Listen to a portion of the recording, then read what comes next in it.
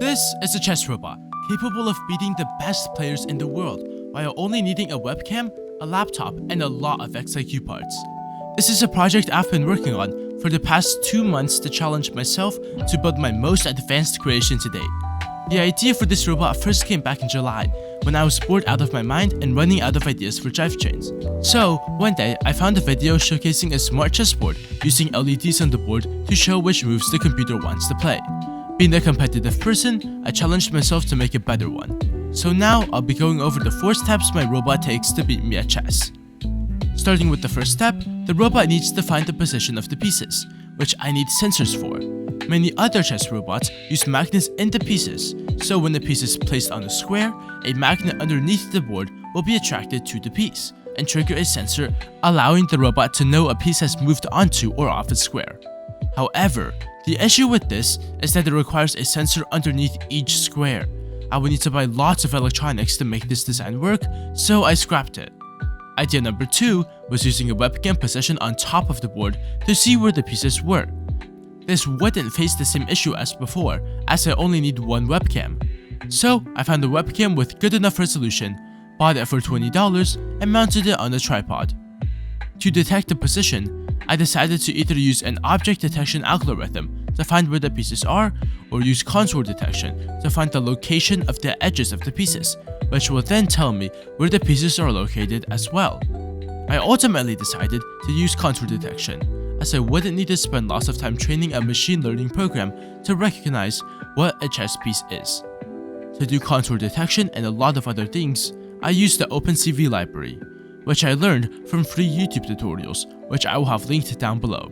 They were super useful for me, so if you want to make a project using camera vision in any way, I highly suggest watching those videos to get started. Continuing with the explanation, to determine which squares have pieces on them, I define the borders of each square and go through all of them, checking if there are contours detected within the boundaries. If there are contours present, there should be a piece on the square, so that will update in the code. After that comes step 2, which is to detect when the move is played. Humans will be the ones playing the moves, obviously, so I modified the color detection program from this tutorial to detect a skin tone. When the skin tone is in frame, the program realizes a move is about to be made, and when the hand leaves the frame, the program recognizes that, waits a couple of frames to make sure all parts of the hand have left the frame, then it generates the updated position. Now, step 3 can commence, which will determine which move is played, and I had to do a bit of research for this. Instead of building my own chess engine to determine the best moves, I wanted to find a way to implement Stockfish, the strongest chess engine in the world. I was able to find articles detailing how to use the plugin, including how to update the board's position so Stockfish can return the best move for the situation.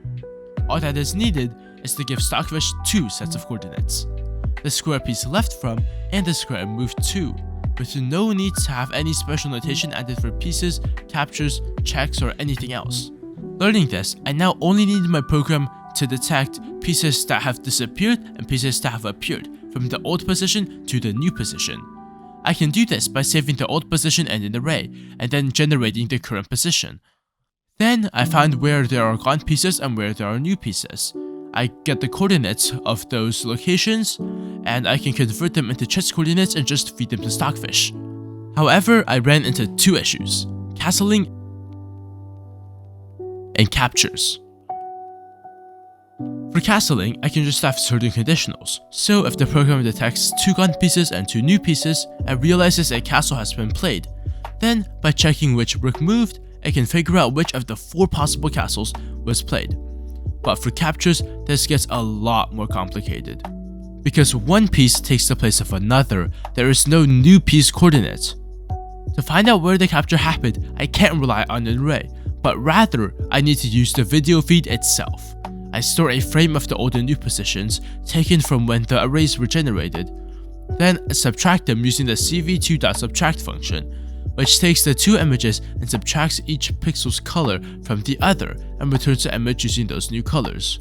Because I'm using grayscale as there is no need for any hues or saturation, every single pixel's color is represented with a value from 0 to 255, with 0 being pure black and 255 being pure white. After the subtraction, I then have to adjust all of the colors so they're displayable, as OpenCV can't display pixels with a value below 0, and after the subtraction, some values might exceed that minimum. Then, depending on which side the human is playing with, a similar color detection algorithm is used to find either black spots generated by a white piece taking a black piece, or white spots generated by a black piece taking a white piece. I then find the center of the spots and use my grid to determine which square the blurb is in. This coordinate is then set to the coordinate of where the new piece would be, completing the coordinates for capturing moves. After all that, these coordinates are converted to chess notation and sent to Stockfish. Stockfish can then update the position with the move that the human played and respond with its own move. This seems like a logical code, which should work very well in theory, but when I tested it, I instantly ran into a problem which I completely overlooked. Oh, okay. That's not gonna work. What happened in that clip was me realizing there were plenty of upgrades which needed to be made in my code. The contour detection was way off, marking contours all over the place. To not detect the changing color between the squares as a contour, the program ignores all contours detected which are too close to the square borders. To ensure my contour detection system didn't detect false positives like specks of dust, I added even more analysis to the contour locations. For contours to register as a piece, for the 7 latest frames, there must be at least 6 total contours detected inside the square far enough away from the contours. This ensures that instead of a contour showing up for 2 frames and counting as a piece, it must show up consistently. After beefing up the code some more, I tested it again. Okay, looks good so far. Yup, alright, cool, finally. Okay, looks like everything's working. Yep, now we can see that the position is updated on Stockfish's board. And yep, it's gonna play King's Pawn as well. Alright, yes, it works, alright. Next step now. Now that the first section of the code finally works, it's time to complete the entire robot. I don't want the robot to just play the move in the engine, but to actually play it in real life on the physical board. To do this, I built a large frame around the chessboard using VEX IQ parts. Then added a rack and pinion mechanism to control movement along the X, Y, and Z axis. The X and Y axis motors move the claw around from square to square, with the Z axis motor lowering the claw. For lighting, I added a strip of lights around the base to better illuminate the black pieces, to better differentiate them from the black squares. I also turned off all other lights to make lighting more consistent and to make the tips of the white pieces not be illuminated, giving a clearer contrast with the white squares. Upon building this frame, I saw an opportunity to better mount the camera not on a tripod, which is easily nudged out of position, but by using a custom 3D printed mount, which is attached to a truss. This truss is secured to the base of the board, so vibrations have minimal impact on the camera.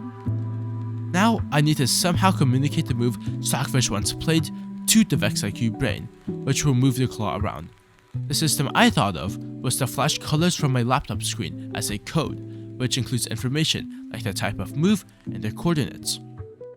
The VEX IQ brain can then decipher this code and make the move.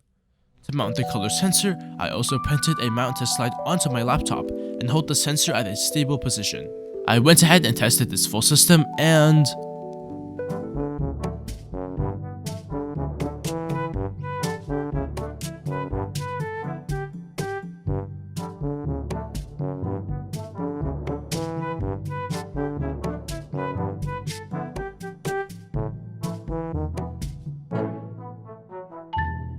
it didn't go so well. After reviewing the footage, it was obvious that everything was working well except for the claw. To fix this, I made a custom claw with this curved indent in the middle. I then looped rubber bands around it. This allows the claw to be more adaptive. Instead of only being able to grab the most protruding parts of a piece, the rubber bands contort around those parts to allow more rubber bands to grab onto more parts of the piece, increasing friction and making it harder for the piece to fall out. And finally, after months of learning, building, testing, and failing, this happened. Okay, initializing. Looking good so far. First W to make it know that we're playing white. Alright. E4.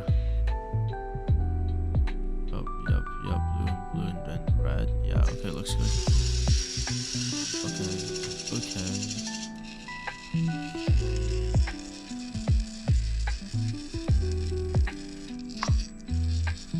Yep, absorbing the pond well. You can see like the pond's getting like squished a bit there.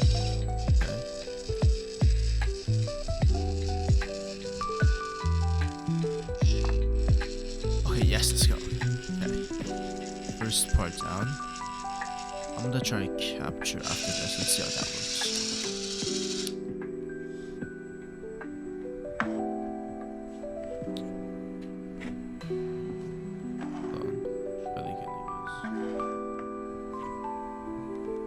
Yep, okay, it's showing up. Yep, that lime green means that it recognizes that the booth has a capture. I think that code is correct. Not sure. Okay, now I have to get this one out of the way first. So, not a great pickup, but if it works, I guess.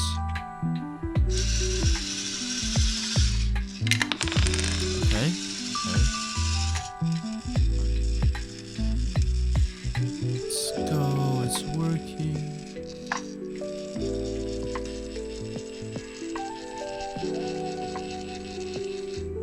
Yup.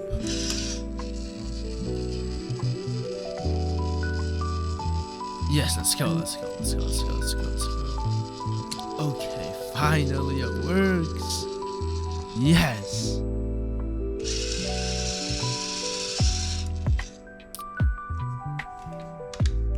Despite the success, this is not the end of the chess robot. It still isn't reliable enough to sustain a whole game, and I want to push the speed of it to its limit.